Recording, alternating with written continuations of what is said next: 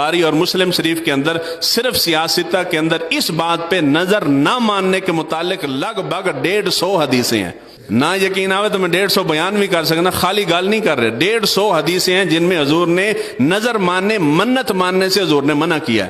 اب ایک لمحے کے لیے سوچیں سارے پاکستان والے منتیں ماننا چھوڑ دیں اور آ کے کوئی بھی مشکل پریشانی ہو رب کے حضور، رب کے گھر میں آ کے سجدہ ریز ہو جائیں، کتنے پاکستان کے کاروبار ہیں جو بند ہو جائیں گے، بند. اور جو ہمارے پیسوں سے، نذرانوں سے بڑی بڑی گدیاں پل رہی ہیں وہ بھی سڑک پہ آ جائیں گے اور کوئی کرامتہ کام نہیں آنیاں.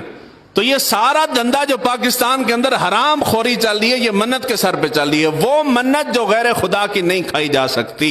منت اگر مان لو جائز ہو تو اس کا پورا کرنا واجب ہے، لیکن یہ ہے کہ حضور نے فرمایا کہ منت نہ مانو. اور اگر منت ماننی ہو تو منت فقط خدا کی ہے. غیر خدا کو جس طرح سجدہ کرنا جائز نہیں، اسی طرح منت ماننا بھی جائز نہیں ہے.